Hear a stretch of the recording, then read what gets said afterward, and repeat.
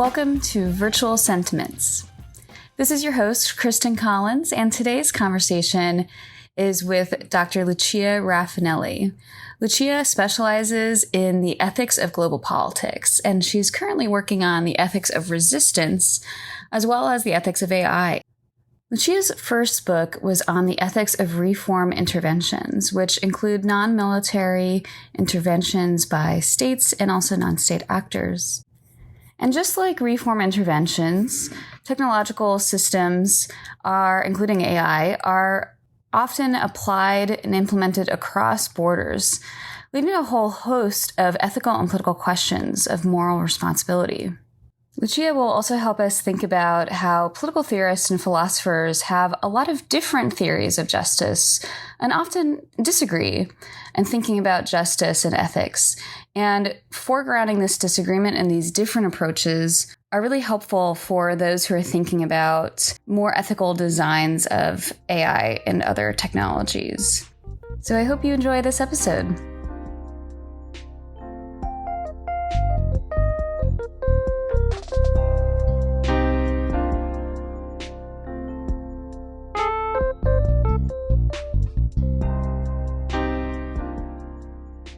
Today, I am speaking to Dr. Lucia Rafanelli, an assistant professor of political science and international affairs at the Elliott School of International Affairs at George Washington University. She studies contemporary political theory, global politics, and collective agency and personhood. She recently published Promoting Justice Across Borders, The Ethics of Reform Intervention. She also works on issues concerning justice and AI and is preparing a second book on the ethics of resistance in a global context. Hi, Lucia. Thank you for talking with us today. Thank you so much for having me. I'm so excited to talk to you, in part because as somebody who started my academic career in undergraduate with international relations, I know that you'll give us a nice kind of global overview of how we can think about these issues and kind of drill down into different topics from there. But I'd love to get us started by giving you a chance to introduce us to you. So how did you come to study the ethics of global politics? Good question. I think, there are a lot of different things I could point to that sort of drew me to thinking about the ethics of global politics. I think one of them was just that I grew up in the kind of aftermath of 9/11 and wrestling with, U.S. invasions of Iraq and Afghanistan, trying to kind of make sense of what was going on in the world. And so I think that was part of it. I think from a bit of a more academic standpoint, I always thought that global politics was a place where there were going to be lots of really hard and theoretically interesting and puzzling questions about lots of things, including ethics, partly because I think many of us, myself included, have maybe more developed intuitions about politics and what justice requires in the domestic sphere. I think, a lot of mainstream political discourse so emphatically treats the state as the primary arena where politics happens. And so for me, one thing that meant is that there are lots of interesting unanswered questions and, again, lots of theoretical sort of puzzles and challenges in thinking about the ethics of global politics. So those maybe are the two factors I would point to that kind of led me to start working in global justice. Yeah, I really appreciate that. And I definitely agree that, 9/11 and also I think kind of the rise of digital technology and digital media and allowing us to know more about the world as we were growing up and connecting with people kind of really impacted my thinking on those issues, even though, as you say, even if we have a more domestic perspective, there is this trying to wrestle with how do we kind of move beyond that and seeing the connections that we can make in terms of the ethical issues relating to foreign policy. I wanted to give you a chance to also give us more of a basic understanding of your work on reform intervention. So could you explain a little bit about what that concept is, how that differs from other forms of interventions in foreign policy, and how that figures into your work? Sure. So in the book, I talk about reform intervention, which I use very broadly. And I mean that to encompass any attempt to promote justice in another society. And one reason why that's such a broad category is that one motivating thought behind the book is that there's a lot of different stuff that goes on in global politics. And though there's a big literature in political theory on the ethics of intervention, with some exceptions, that literature is focused usually pretty narrowly on state-led interventions, and in particular on military or at least coercive state-led interventions. So the sort of military humanitarian intervention is kind of the paradigmatic case of intervention, or type of case of intervention that literature usually deals with. And so one goal of the book is to kind of expand that discussion around the ethics of intervention to think about all the other different ways in which states, but also other actors on the global stage try to promote their ideas of justice abroad. So, we can think about not just states, but NGOs or corporations or activist networks or even individuals have various ways in which they can engage in global politics and promote their own ideas of justice in other societies. Not just military or coercive ways, but you can think about, for example, transnational activism, boycott, divestment campaigns, even on the state side, sort of preferential trade agreements, that sort of thing, corporate boycotts or other corporate policies that might have effects that transcend national borders. And so the goal of the book was to develop a set of ethical principles that we could use to sort of judge when these many different varied types of interventions were or were not morally permissible. I really appreciate that, and that I think that's an excellent overview of the variety of cases that you are engaging with and just how complex this environment is. One thing I really appreciate about that framing too, and this concept of a reform intervention, is that just because something isn't traditionally coercive or violently coercive doesn't mean that it isn't ethically complex. There are still issues to be concerned with. And one of the other features of your argument that I find compelling is a notion you develop of having counter-hegemonic interventions. Would you mind explaining a little bit about that concept and what that brings in for ensuring that an intervention is more ethical? Sure. So I think one of the common moral objections against intervention is that it has the potential to sort of reinforce or further entrench objectionable hierarchies in global politics. And that arguably, I think, is especially true when we're thinking about military and coercive state interventions. The argument typically goes something like it's only sort of neo-imperial states, perhaps wealthy Western states, that are going to have the kind of material capacity and political capacity to intervene militarily and coercively in other states. Usually, or very often, those will be sort of states in the global south or formerly colonized states. And so the practice of intervention, if we think of it that way, even if an individual intervention sort of has a good goal, it might be doing this bad thing of furthering an objectionable hierarchy between neo-imperial powers and other states or other entities on the global stage. And so one of the points that I make in the book is that, of course, that might happen, but it doesn't have to happen. And you might have interventions where actually the interveners occupy a sort of less privileged position in those sorts of global power hierarchies than the societies they're trying to intervene in. And those kinds of interventions might actually challenge those hierarchies in a productive way. So one of the cases I talk about in the book involves submitting amicus briefs to foreign courts. So when a few years ago, back in 2010, Arizona passed a kind of now infamous anti-immigration bill, and that law was challenged. It went through the U.S. court system, and it was challenged in the Supreme Court. And several Latin American countries submitted amicus briefs also opposing the law and citing the idea that it would basically subject not only citizens of Latin American countries, but other Latinx individuals in the United States to sort of unjust sort of harassment by police forces. And so here's an example where we have, Latin American countries intervening in a way in the US, trying to produce a political change that's, probably not an intervention that's going to reinforce a sort of colonial or neo-colonial hierarchy. But given the US's arguably colonial past in Latin America, actually works to challenge it.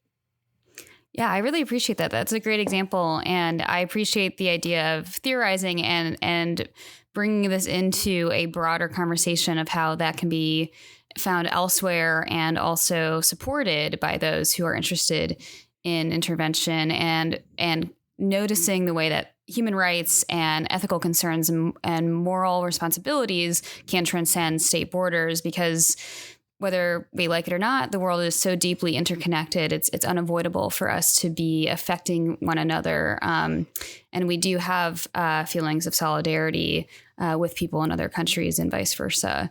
So I really appreciate that framework.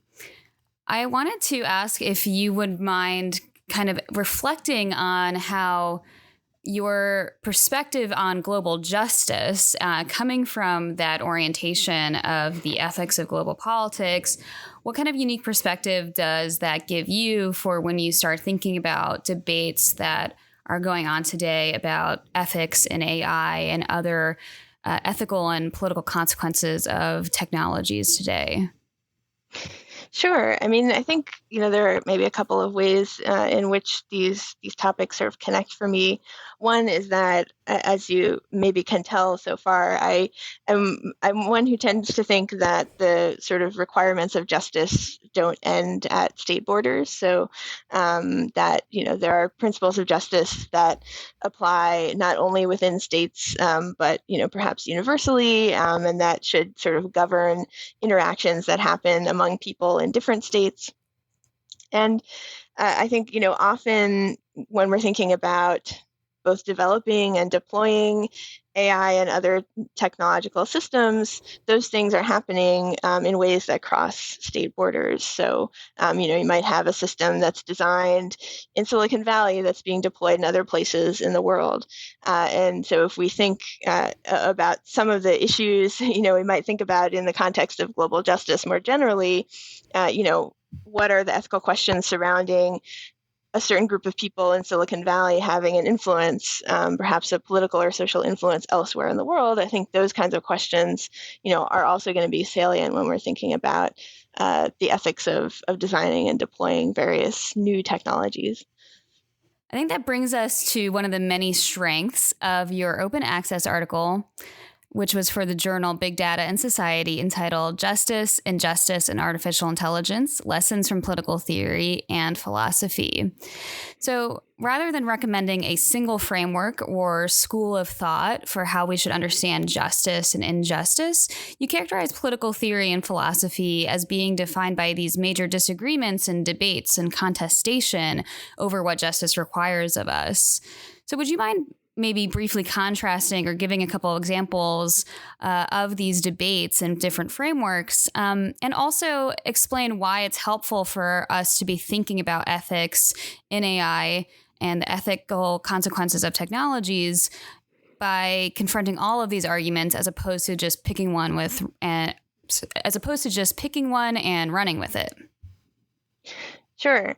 Yeah, so I mean, one, I think, set of disagreements that you'll find in political theory and political philosophy is about the scope of justice. So like I was sort of signaling before, there are some people who think, we have one set of principles of justice that should apply within a single state that are maybe very demanding.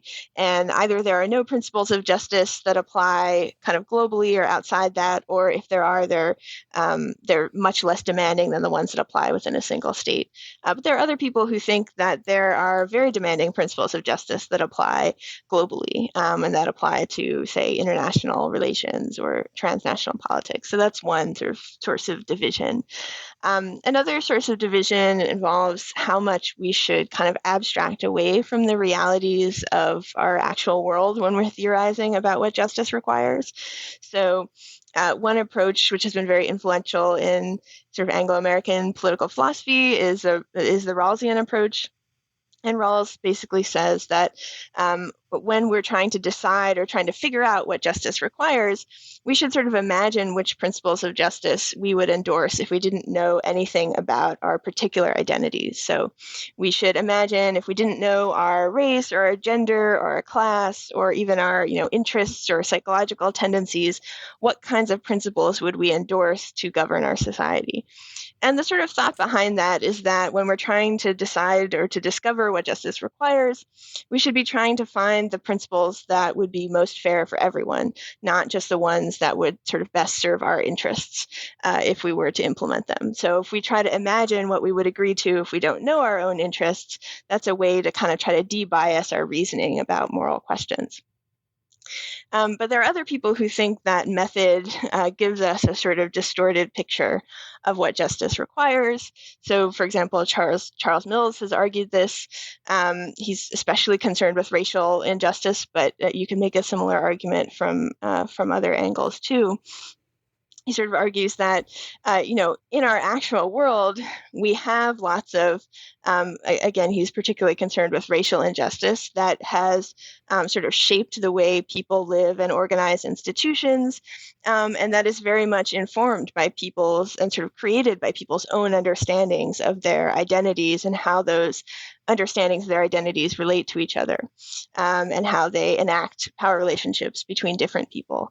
And so if we want to understand, what justice requires for us and how we could create a more just world, we need to not abstract away from all those things, but, pay really close attention to them and how they actually operate in our world. So that's, another source of division.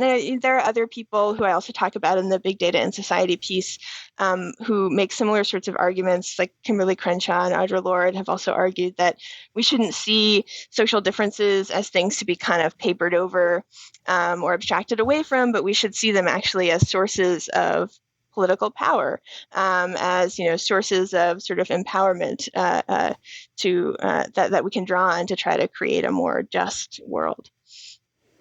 I really appreciate that. You did a great job summarizing some very complex and important debates and points of view in political theory and philosophy. And I think it's something that's very live in our society to be thinking about these issues. I definitely know I've had conversations with people about, how do we grapple with those differences? And it seems to me increasingly we have to acknowledge that that's been a part of our history of political thought, of political philosophy, even to try to describe what is abstract, what is universal, often embeds within it certain ways of seeing the world and certain ways of understanding, what is typical of human beings that ends up ignoring those important parts of ourselves as well.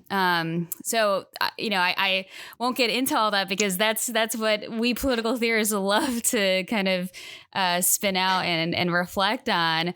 But I think it's so important to talk about in these issues because sometimes, I read some work and it'll use the Rawlsian framework of justice to explain something about ethics, the ethical issues in AI. And, when you come from it with that kind of wider view, it becomes a little bit, okay, well, what does this miss?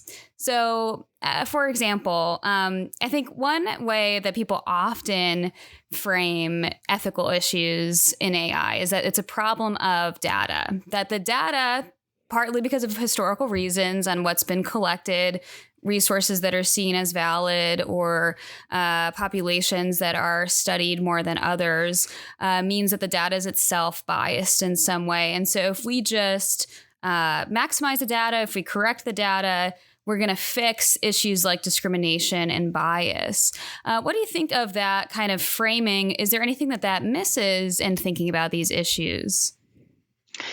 Yes, I do think there's a lot that misses.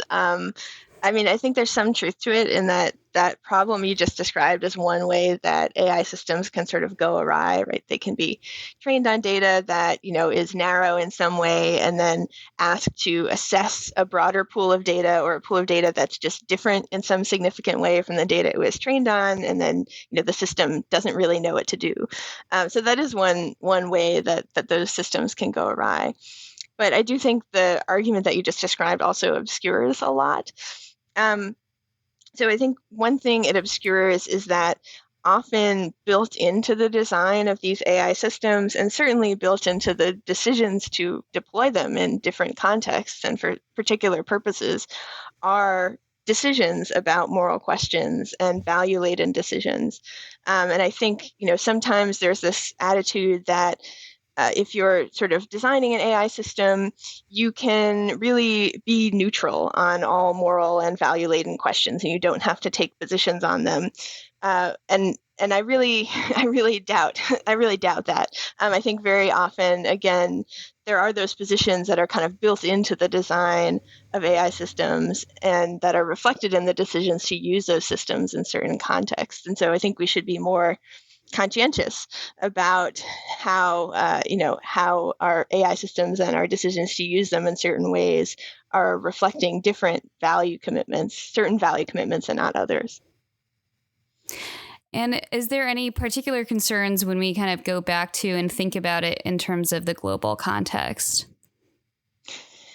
Yeah, I mean, I think that this previous question or previous issue is going to keep recurring. This idea that, whenever you have one group of people kind of exercising power over another group of people in ways that the second group doesn't necessarily have the sort of capacity or the opportunity to influence how that power is being exercised over them, you're going to have issues of fairness, issues of potential democratic deficits arising, and I think that's one risk when these AI systems are deployed.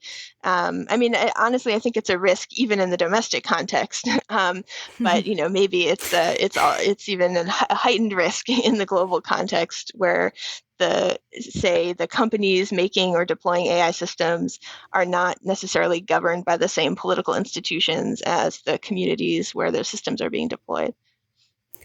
Right. And that really brings to mind for me the fact that right now we are in a kind of time of hype around further new technologies like blockchain and Web3, while at the same time there has been many years of more wrestling with some of these political and ethical concerns. And then we can recall that over 2 decades ago, there was so much hype around the early internet potentially leading to democratization and being kind of at one with democracy, that it's bringing people to a virtual way of connecting and contesting traditional forms of authority. So how has your work kind of in thinking about those issues in global justice kind of shaped then the way that we should approach these questions now, and kind of remembering that history and in moving forward in terms of seeing technology, those who are arguing, well, these technologies can still actually be a solution to a lot of these problems? Yeah, I mean, I think it's right that maybe they can be, that they have the potential to be, but they won't necessarily be just because they're new technologies. So I think there's this other, argument that's sometimes made, maybe more implicitly than explicitly, that just because a technological system is new or is data driven in some way, that means it's somehow objective or immune to the various political and ethical problems that we've been discussing, or that it's kind of destined to be a force for good. And I think it's a mistake to think that way. I think one of the points I try to make in the big data and society piece is that AI and other technologies are just tools that humans use to exercise power, often over other humans. And we can use those tools in ways that further entrench oppression, and maybe we can also use them in ways that help people liberate themselves. But we shouldn't assume that the second thing is just going to happen kind of automatically because we're using new technology. Yeah, I really like the way that you put that in your article, the way that AI usually involves some exercise of human power. I brings to mind for me the other kind of topics that you discuss in your work, and your interest in frameworks around group agency and structural injustice. How do those concepts help us think about the nature of moral responsibility and could be useful in these debates? Yeah, so I think both the sort of group agency and structural injustice frameworks try to give us a way to understand individual responsibility for kind of large-scale collective actions. The group agency model typically, theorists of group agency will typically ask, first of all, are group agents real agents that are distinct from their members? So we have, a habit of saying things like, Facebook did X, or, the US did Y. And so one thing that theorists of group agency try to figure out is first, is that way of speaking any more than a metaphor? Is there a real agent that we are pointing to when we say, Facebook changed its algorithm? Or is that just a shorthand for saying all the people within Facebook did all these, many different activities?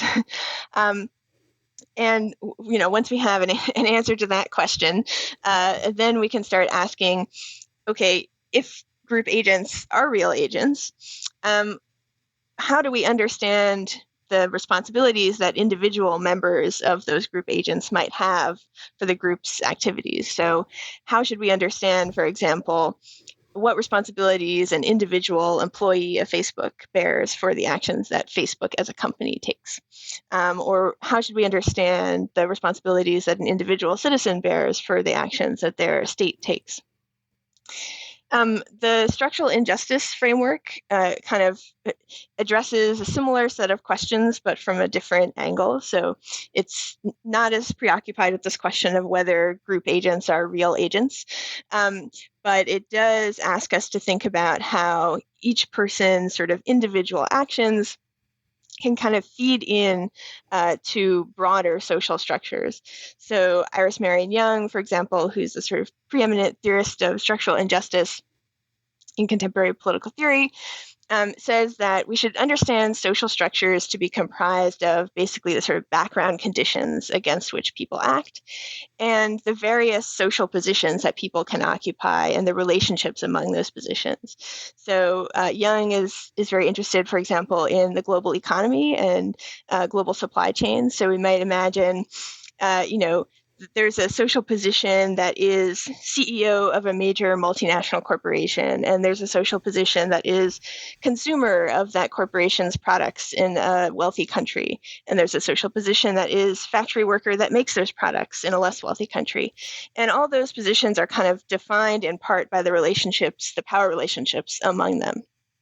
And one thing that Young argues is that when we occupy one of these social positions and we kind of act in accordance with the norms and expectations that being in that position puts on us, we help to perpetuate the social structure that position is a part of.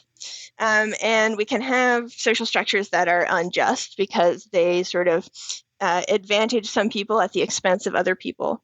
And if we participate in one of those unjust social structures, Young says, thereby sort of helping to perpetuate it, we acquire responsibilities to remedy the injustice that it causes. In particular, she thinks we have a responsibility to join with other people in collective action and try to change the social structure.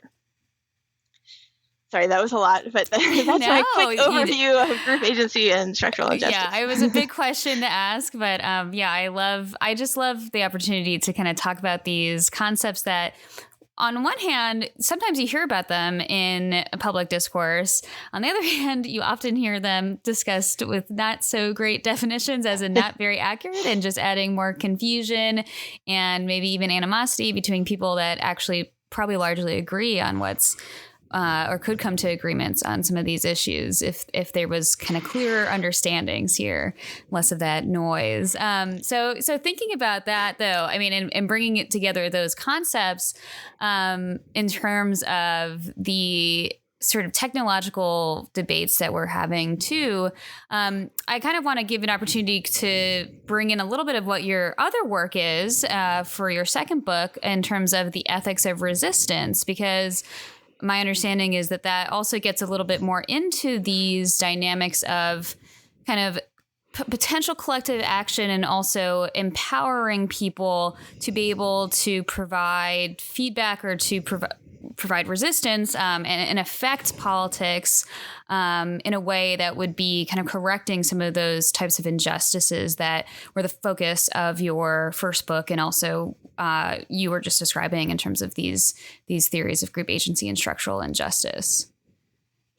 Sure. Yeah, that's right. So this second book project that I'm just starting to work on now is about the ethics of resistance in global context. And I'm especially interested in the ethics of resistance among people who are sort of routinely subject to state power and the power of the state system, but also routinely excluded from its exercise. So, for example, Indigenous people, undocumented people, stateless people who are sort of subject to the powers of those institutions, but not necessarily enfranchised or sufficiently enfranchised kind of within them.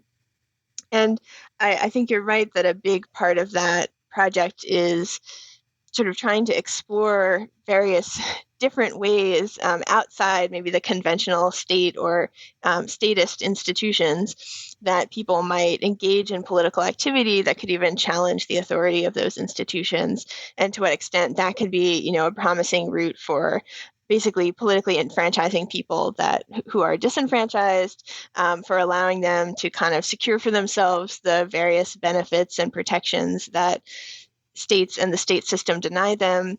And so thinking in that sense about the sort of role resistance has to play in creating a more just and more democratic world order. And, maybe this goes back a little bit to what we were talking about before about the potential of digital technology to facilitate some of that. And I think, again, I would say I kind of agree that potential is there, but we shouldn't just assume, that digital technology will always facilitate that kind of emancipatory politics. I think it has the potential to do that, and it also has the potential to undermine it and to, be a force for state oppression. And, it's kind of up to us as people who design and implement and use those technologies to try to guide it in the more emancipatory direction. Yeah, that's right. Yeah. So to think that the idea of the way things are designed, or the term often used kind of affordances, kind of what are the actions and ways of communicating that are encouraged by these platforms or whatever the given technology is so crucial to thinking about it and thinking about how they affect these dynamics. I think that one of the things that I struggle with articulating is, how do we balance out that? I mean, I would put it this way. When I reflect back on my kind of formative experiences and why I'm interested in these questions of both, the ethics and politics of technology, but also these issues of global justice, I go back to the fact that, I was among the generation to grow up on, AOL Instant Messenger or all these various social media, the sort of MySpace, all those earlier forms of what would become these types of social media platforms. So there's this simultaneous, there's so much, it felt like there was so much promise in these opportunities at the same time as, seeing, I was somebody who felt, confused and angry about U.S. Military interventions back in the early 2000s.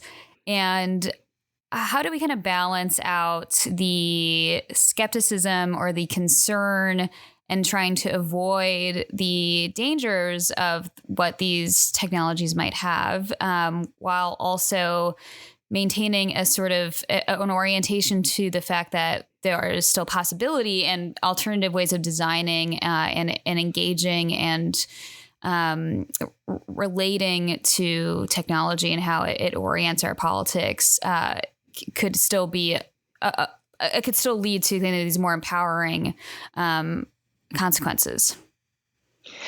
Yeah, I don't think I have, an answer a solution. But I do think that the first step is probably just to recognize that there are these kind of value commitments already built into these various technological systems that we're using. I think the idea that they are somehow value neutral is really an illusion. And as long as we believe that, we won't be interrogating in the right way in order to even find out what value commitments are kind of embedded in the technologies that we use, let alone to try to decide whether those are value commitments that we want embedded in the technologies that we use. So I do think that's, that has to be a big part of it, is just recognizing that they're not value neutral, right? And I think, one line that sometimes we've heard from Facebook, for example, is that, Facebook itself doesn't produce content, right? It doesn't determine what's on your Facebook page. It's, it's all these individual people posting that produce the content. But of course, Facebook has algorithms that decide what you see and who sees what, and that sort of encourage certain kind of posts maybe to get more likes, or that elevate posts that have certain kinds of likes or comments over others, and all of those things are decisions that do shape the content that kind of gets put out there. I mean, that's maybe a just one example of the way of ways in which things that might appear on their face to be kind of neutral are actually taking positions on various questions. Right. No, exactly. And I think getting to, the way that we can think about things in the sort of traditional space of thinking about political systems and structures, socioeconomic systems, and how those incentivize certain behaviors and certain ways of relating to people, and certain power dynamics. How you see the same thing in these online platforms. I did talk to Jennifer Forrestal for this podcast, and she has great work on, thinking in terms of design and space, and how these sort of theories of the built environment can help inform the way that we think about these things. Because as much as it might be good PR to say, well, the things you don't like are just because we give the users all this power to create content. Don't blame us, blame the users. For a company like Facebook to say that, again, good PR, but really kind of effacing how much people react to the incentives around them and the environment they find themselves. And I think, again, I this is sort of the struggle, I think, as a political scientist and thinking about these issues is, again, trying to figure out, okay, cutting through some of the hype, both PR hype, but also hype from scholars who are more excited about and interested in this, how do we build from here? How do we go from here? Rather than maybe a more, how do we criticize what has been, what has happened, what we've seen, or is this issue of, on the one hand, it's incentivized, the company is incentivized, or companies, on the one hand, companies are incentivized to say, oh, our digital advertising technology is so great. We can find the people who are kind of most likely to be buying a certain type of product and reach out to them and kind of push them over the edge, while at the same time saying, oh, well, we are not responsible for any, if you do find any kind of political harms or, the rise of extremism of people kind of getting filtered into certain violent groups, things like that. We have nothing to do with that. That's not that's not something that we can be blamed for. So wanting to kind of claim responsibility and credit for these kind of business practices, while at the same time wanting to eschew the politics. And really, at the end of the day, for, I think, a social scientist, the question is not just, I think you and I as political theorists were motivated by certain value concerns. It's also just trying to understand, well, what is going on? How do we actually know how these systems work and affect the users on these sites, as opposed to other sites, as opposed to other ways of interacting in the world that we've studied, various civil society organizations and things like that. Yeah. Yeah, no, I think that's right. And yeah, it's we have to recognize that, as you were saying, there are sort of choices that are made to design these digital spaces in some ways and not others, and those those can affect the way that people interact on them. And which I think goes back to this question or this issue about seeing AI or seeing digital technology as somehow value neutral when often I think it's not. Just another, I think, really interesting and troubling example of this is, I think, one rightly controversial use of AI systems has been these algorithmic systems that are designed to help decide whether somebody gets released from prison while they're awaiting trial, or to decide how high someone's bail is set, or even to decide how harsh someone's sentence is when they're convicted of a crime. And I mean, those systems have already been used pretty widely in the US. And just one of them that we know of, there was a great ProPublica report about some of this a few years ago, where they sort of got from one of the companies that designed one of these systems a list of the questions that its system sort of asked and took in data on in order to produce a risk assessment score, which was meant to predict basically the likelihood that somebody would commit another crime or commit a crime in the future. There's all kinds of data that goes into producing this score, including did somebody grow up in a household with both their parents? Were their parents ever arrested? Do their friends do illegal drugs? And some of the questions are even explicitly value-based, like, do you believe that a hungry person has a right to steal? And so, somewhere along the line, somebody decided that it was fair, or at least it was acceptable for those kinds of things to determine basically whether or how long somebody has to stay in prison. And so I think that's a clear example of, an AI system really embedding value choices, right? Embedding positions on moral issues in its design. And so, I think it's easy to look at like the output of that system, this risk assessment score, and think, well, here's a piece of data. It's neutral. It's neutral on value questions. It's just telling me a risk, a statistical likelihood. When in fact, there's all kinds of value judgments already built into how that, risk assessment was kind of calculated. There is this sort of open-ended question with AI, and I'm drawing a little bit on Virginia Eubanks's book "Automating Inequality" that talks about some of these issues as well. But there is a sense when people promote the use of a program like that, is that, well, you're actually abstracting from human beings who are going to be biased. And Virginia Eubanks kind of brings up this notion of there's a loss of empathy and a loss of ability to recognize if you are relying on these systems, that they are still coming from human decisions, but there's no kind of way to appeal to them. So I guess, how do you think about that in terms of how we should think about when decisions are made with programs like this, and how do we deal with the kind of claims of, well, these are potentially more impartial or potentially more objective, or avoiding some other pitfalls that we see if we just use human beings as the decision makers for these? I mean, I do think that that's sometimes the intention behind these systems. I do think that was, at least on some people's part, that was the intention behind the sort of criminal justice risk assessment systems, was to sort of reduce human bias. But again, I think sometimes that that perspective is maybe overly optimistic. It's sort of born of this idea that, again, there's something neutral or objective about AI systems because they're based on data. And I just think that's not true as a general rule, right? The data still comes from people. The data is, put into kind of formulas or calculated. The ultimate scores are calculated in certain ways that are designed by people.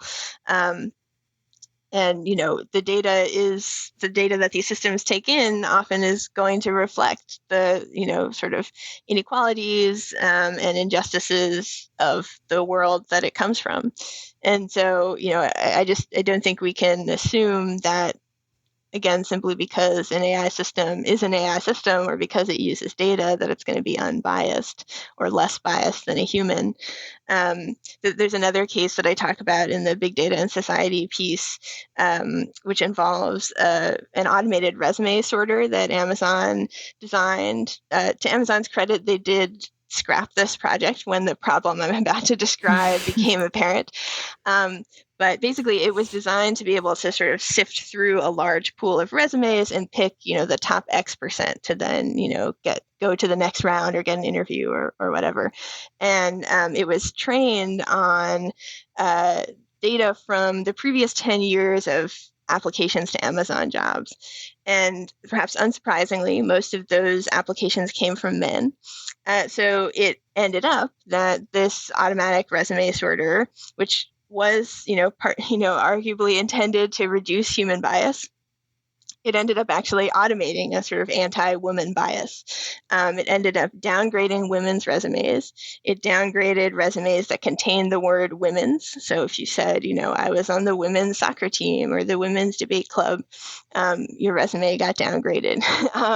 And, the reason for that, it seemed, was this problem we were talking about earlier, that, the algorithm was trained on data that came from mostly men. So it learned kind of a model of what a good resume looks like.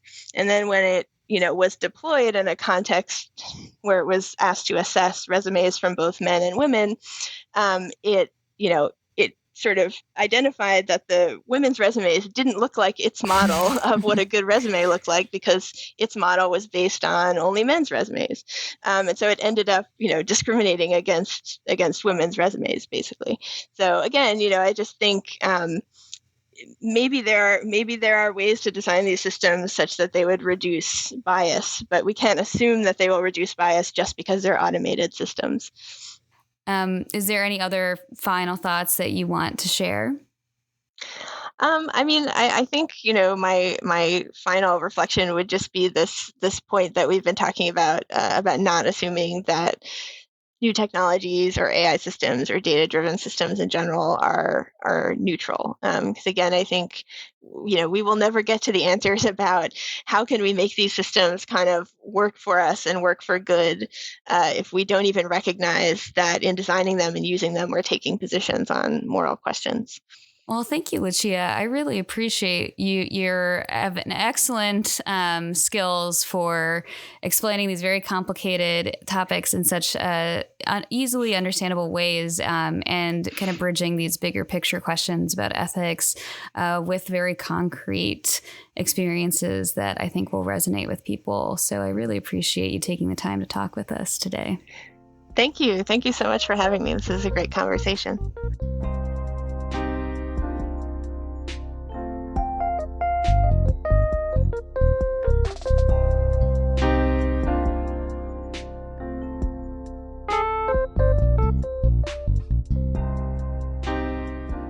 Lucia helps us think about a lot of different aspects of global politics, as well as the ethics of AI. So she works on studying specifically reform interventions, which, as she put it, is any attempt to promote justice in another society. And she specifically works on thinking about not just states, but non-state actors, including NGOs and individuals. And this led to her work on the ethics of resistance and transnational solidarity. I think a useful concept to keep in mind when we're thinking about global politics from Lucia is this idea of counter-hegemonic interventions. So there's ways in which different groups in different countries might intervene or attempt to intervene in countries that are historically have occupied a higher status in the global world order. I think that Lucia's work in global politics has really well positioned her to think about the way that different theories, philosophies of justice might shape the design of AI technologies. We've had a few other episodes and we've talked about different ways that bias can be embedded within technologies like AI. And that includes the idea of training data, which is shaped by particular histories that might have created inequalities, how an algorithm will be trained. But what I really appreciate about Lucia's points here is that bias and different ethical issues in AI can be embedded even without anything particular about the data. There's also important questions at the design stage and at the implementation stage, especially, which is, I think, is especially evident if we think about the global implementation of technologies designed in one society, one culture that are then applied to another.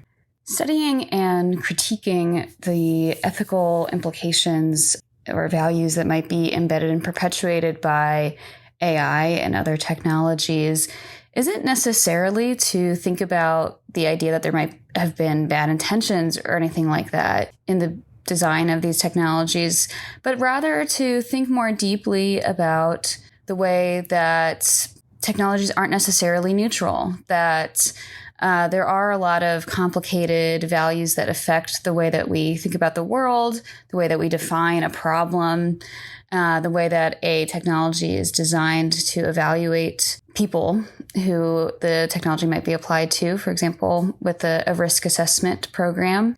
And there are a lot of different ways of thinking about justice and injustice. And one of the ones that Lucia mentioned was the idea of structural injustice, which she's citing from Iris Marion Young.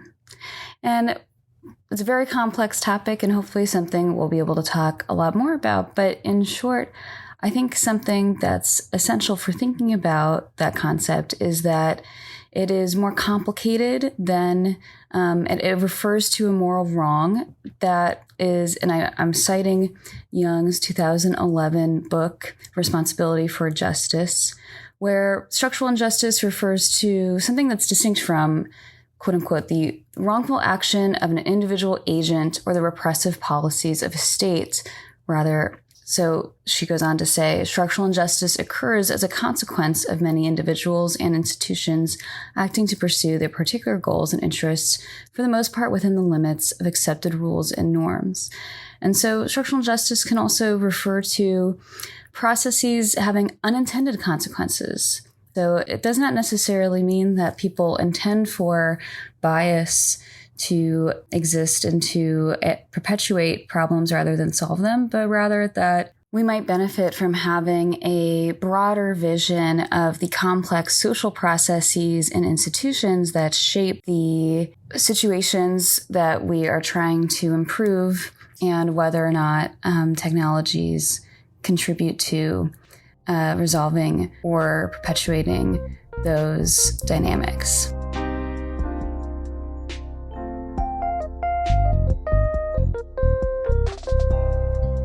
I want to conclude this episode with a big thank you to Matt Beal. Matt has been the producer of this podcast for most of this first season. This will be the last episode that he produced as he moved on to a different position. But I want to emphasize just how essential Matt has been to this podcast from the very early stages of thinking about what we could talk about here, to designing the episode structure and making me sound a lot smoother on these recordings. So thank you so much, Matt. And thank you to all of you for listening. I hope you've enjoyed this episode. Till next time.